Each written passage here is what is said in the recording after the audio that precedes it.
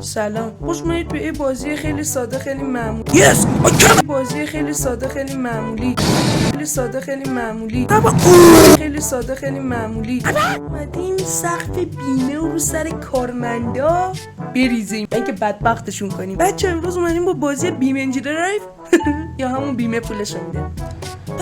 به داداشم نیسان آبی، چه اباحتی کروم. داداشم نیسان آبی، خیلی وقت بود ندیده بودمت. و در اون سوی میدان یه اتوبوسه پرواز میکنه، جلوش دماغ دراز، دماغ کروکودیل داره. نظرتون چیه رول پلی کنن؟ جذاب میشه، ببینیم چی میشه.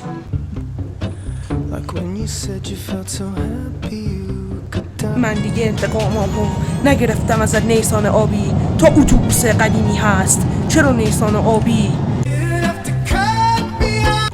جرت میدم نیسان آبی.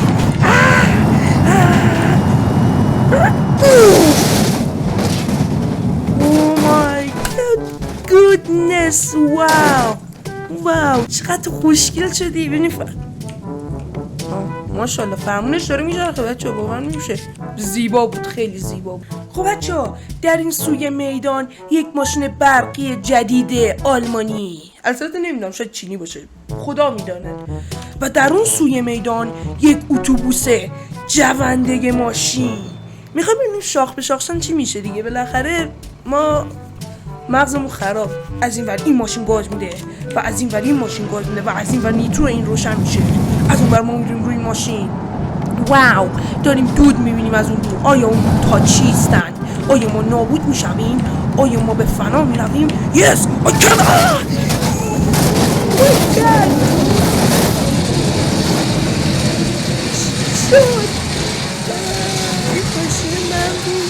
به فنا رفت مثل اینکه. مثل اینکه اتوبوس هم بیمه پولشو میده. و اینکه ما این ماشین رو میبینید که واو نابود. این موتورشه؟ سوپر شارژر چیه این؟ ماشین برقی رسید، موتور نباید داشته باشیم. چیه؟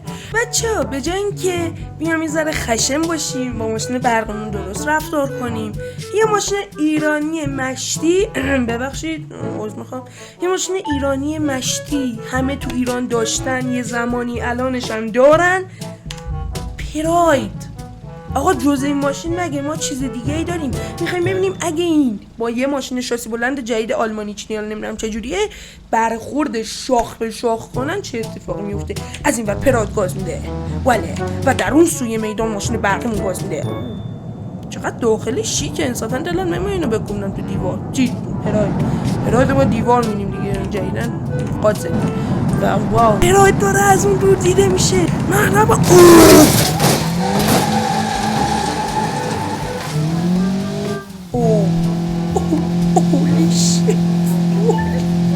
چه بلایی سر شد. خب در این سوی میدان ما پراید داریم. اگه زنده بمونن بیمه پولشو میده.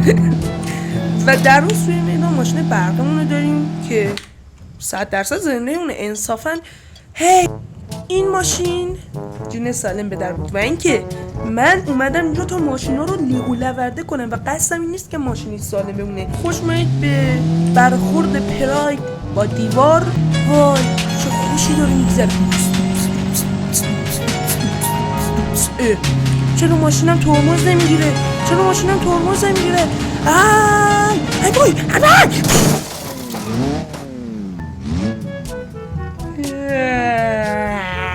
کلن پراید ماشین محکمی نیست. ما اینو انتظارش هم داشتیم که ببینیم اینو.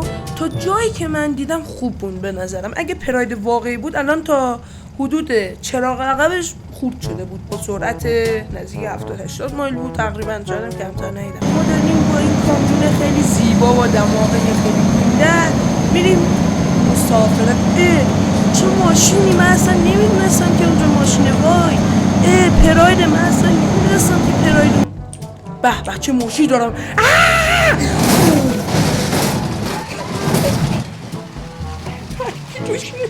بیا منطقی باشیم. خب هر کی داخل جلو بوده باشه حالا سمت شاگرد کار نمیم، شاید راننده زنده ایمون، ولی خوش آتیش گرفت ماشین.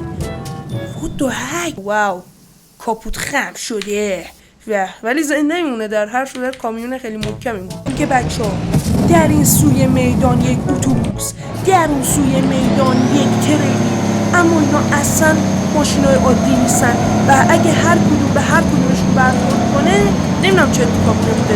و بچه‌ها بریم.